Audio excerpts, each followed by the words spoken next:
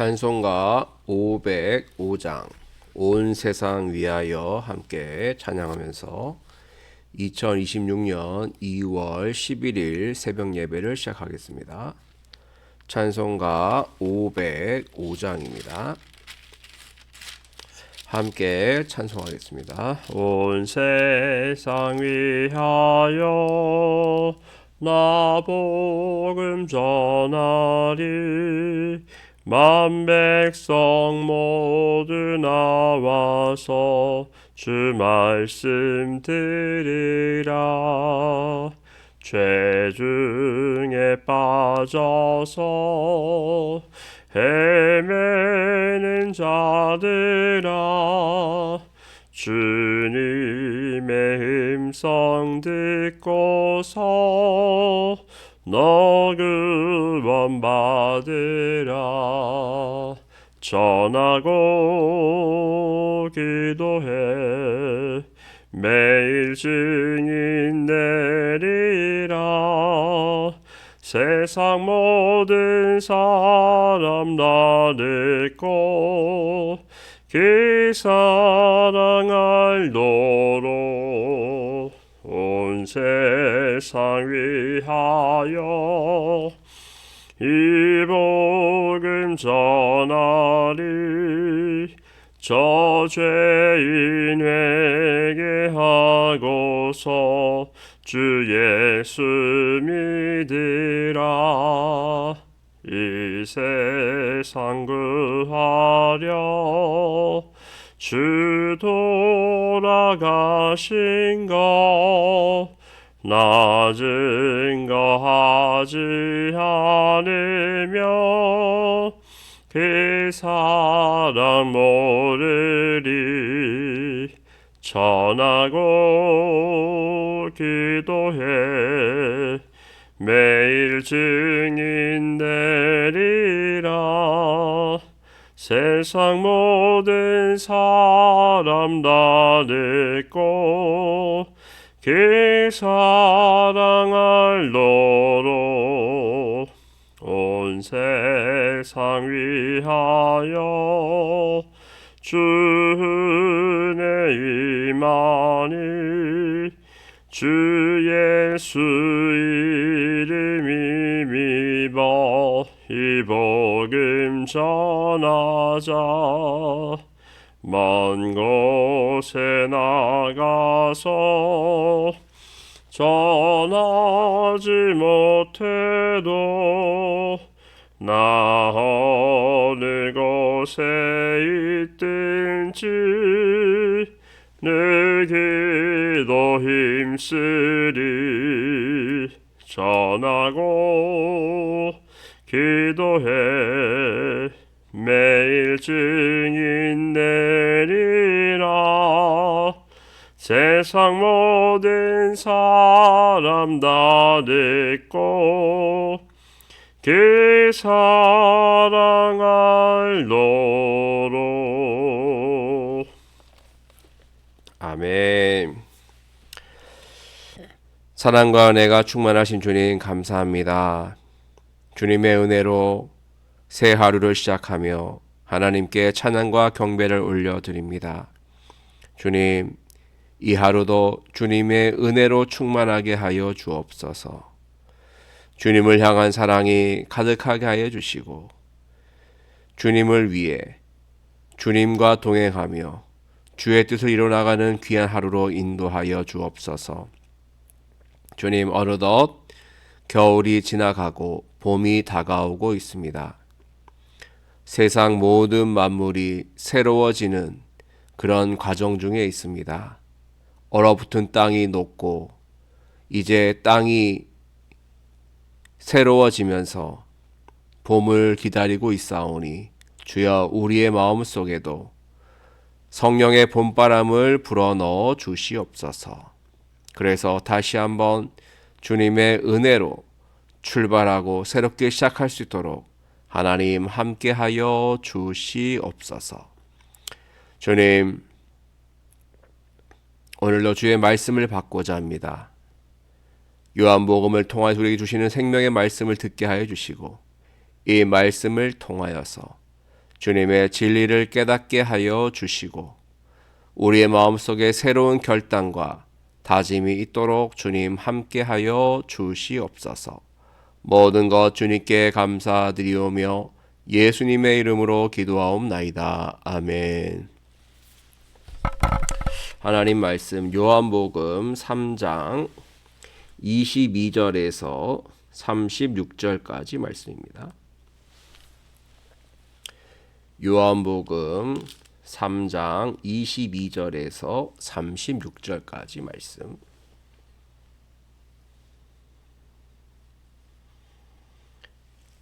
읽겠습니다. 그 후에 예수께서 제자들과 유대 땅으로 가서 거기 함께 유하시며 세례를 베푸시더라.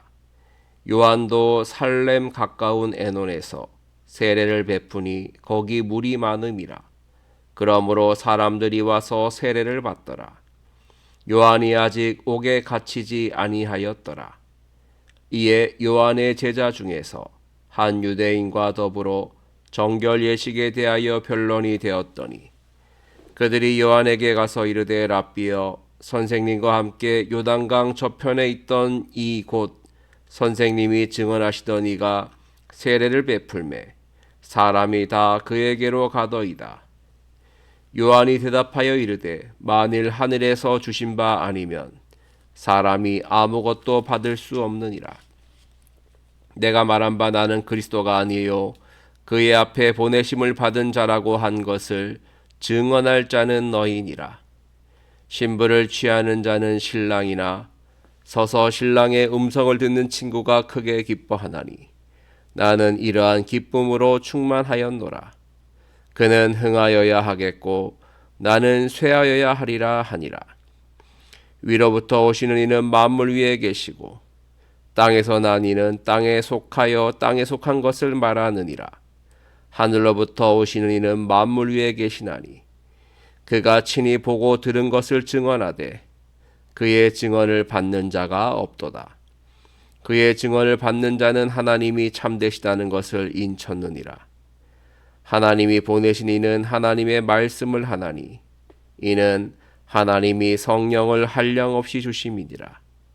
아버지께서 아들을 사랑하사 만물을 다 그의 손에 주셨으니 아들을 믿는 자에게는 영생이 있고 아들에게 순종하지 아니하는 자는 영생을 보지 못하고 도리어 하나님의 진노가 그 위에 머물러 있느니라. 아멘. 샬롬. 오늘 하루도 주님의 은혜와 사랑이 충만하실 간절히 기원합니다. 오늘 말씀 요한복음 3장 22절을 보면 예수님께서 제자들과 함께 유대 땅에 가셔서 거기 유하시면서 세례를 베푸시더라 라고 기록되어 있습니다. 예수님께서도 유대 땅에서 세례를 베푸신 것이죠. 요한도 그 근처 살렘 가까운 에논에서 세례를 베풀고 있었습니다. 사람들이 맨 처음에는 세례 요한에게 많이 왔어요. 세례 요한에게 세례를 받기 위해서 많이 찾아왔고 또 세례를 받았던 것이죠. 하지만 예수님께서 활동하신 이후부터는 어떤 현상이 일어났습니까? 세례 요한을 찾는 사람보다 예수님을 찾는 사람들이 더 많아진 거예요.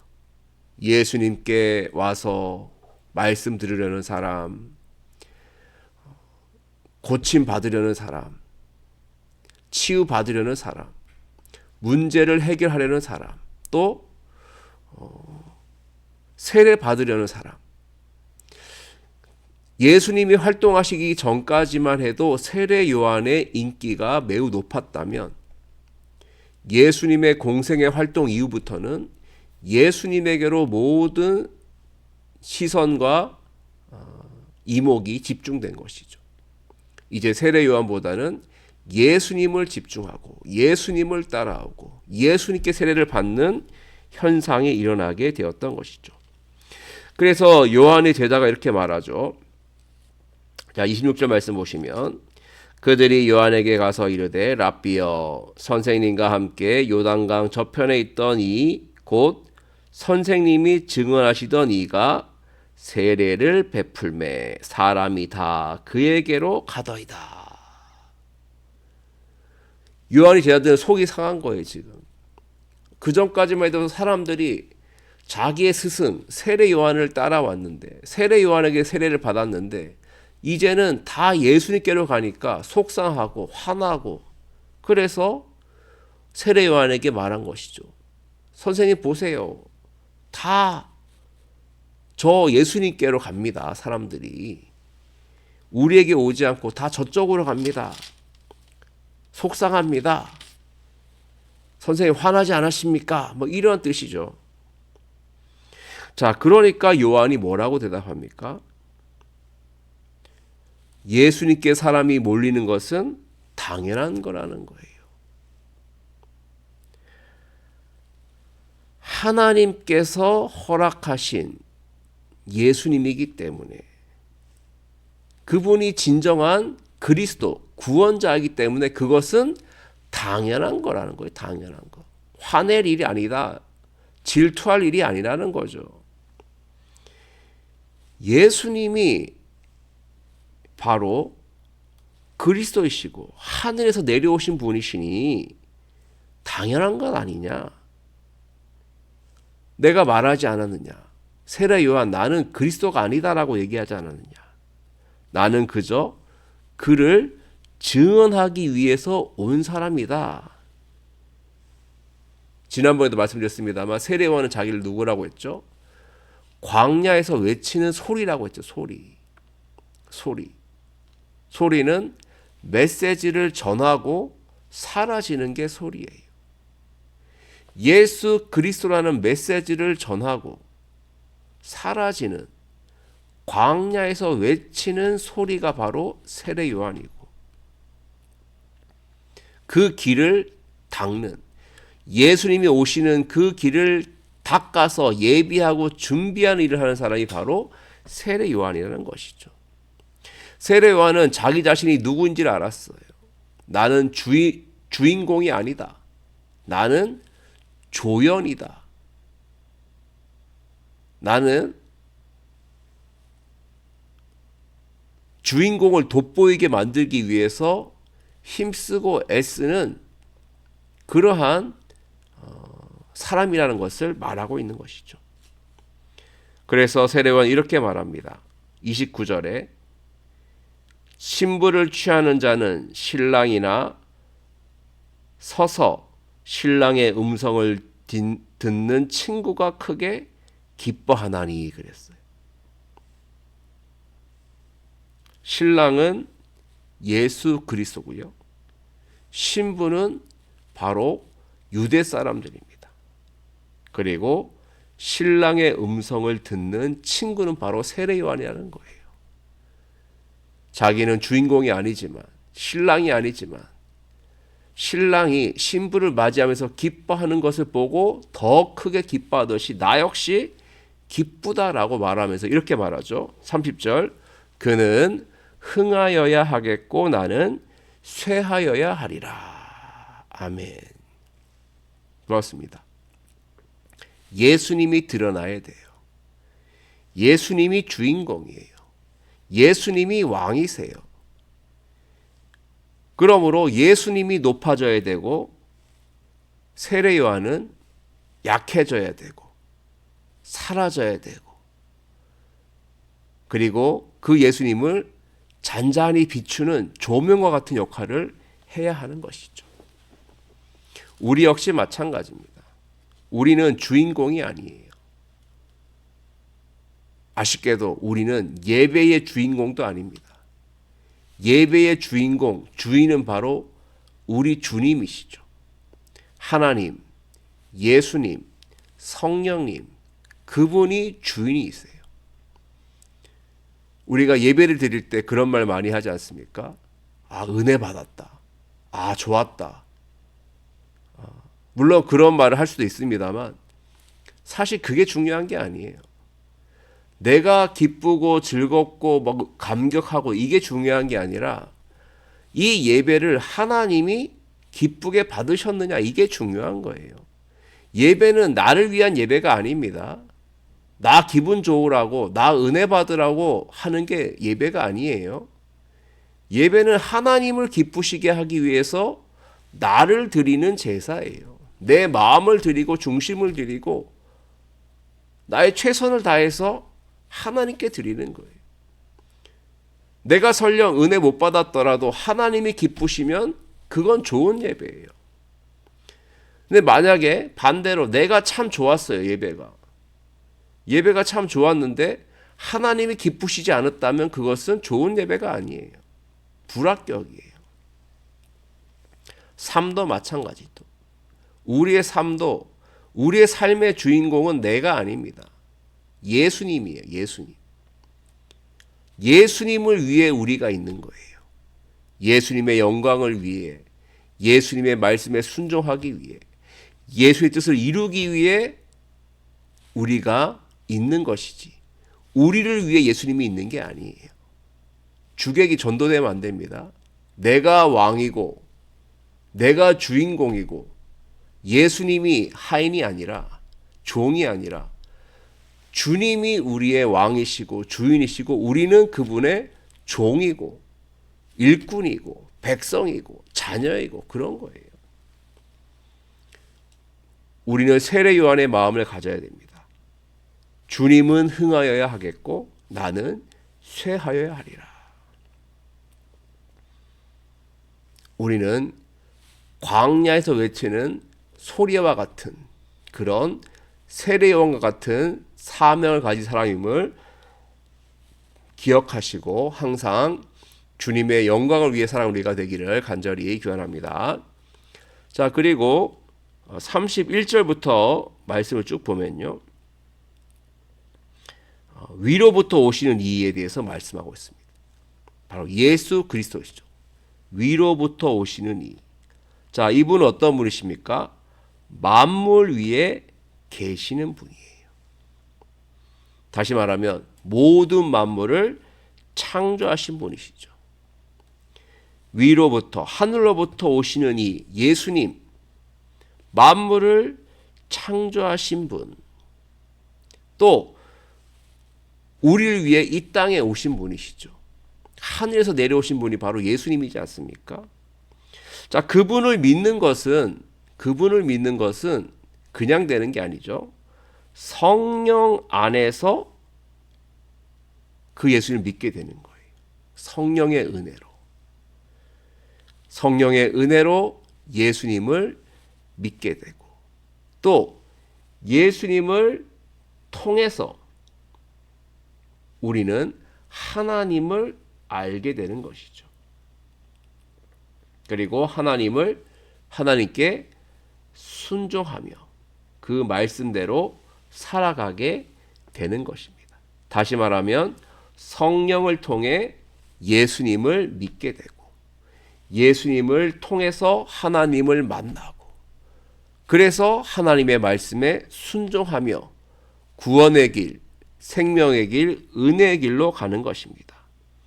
그래서 하나님께서는요, 예수님을 하늘에서부터 우리들에게 내려주셨고 또 만물을 그의 손에 주셨습니다. 35절에 나와 있죠. 아버지께서 아들을 사랑하사 만물을 다 그의 손에 주셨으니. 세상 모든 권세, 속죄의 권세, 치유의 권세, 회복의 권세, 구원의 권세를 다 예수님께 주셨다는 거예요. 그래서 위로부터 내려오신 만물을 창조하시고 만물을 주관하시는 그 예수님을 믿는 자에게는 뭐가 있어요? 영생이 있어요. 믿음은 곧 순종이죠.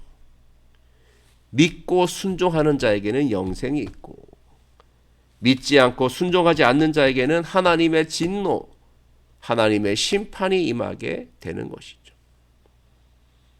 안타까운 것은 하나님의 진리를 들어도 깨닫지 못하고 보아도 알지 못하고 그 진리를 모른 채 어둠의 길로, 멸망의 길로, 사망의 길로 사람들은 다 가고 있다는 것입니다. 우리가 예수님을 주로 고백할 수 있는 것, 이거 지식으로 된 거 아닙니다. 성령의 은혜예요. 성령의 은혜 가운데 예수님을 믿게 됐고 예수님을 통해서 우리는 하나님을 만나게 되었죠. 하나님을 만나니 하나님을 사랑하게 되었고 하나님 말씀에 순종하게 되었고 그런 말미암아 우리들은 믿음의 길, 순종의 길, 사명의 길, 하나님 나라의 길을 지금 함께 가고 있는 줄로 믿습니다. 우리 앞에 있는 것은 바로 속죄함과 구원과 영생입니다. 우리만 그 영생을 누리는 것이 아니라 지금도 어둠 속에서 헤매이며 멸망길로 가고 있는 수많은 사람들을 불쌍히 여기며 그들에게 복음을 전파하고 그들의 손을 붙잡고 함께 영생의 길로 가야 될 줄을 믿습니다. 그런 다짐 있는 우리 모두가 되기를 주님을 간절히 축원드립니다. 함께 말씀을 묵상하며 기도하겠습니다. 기도합니다.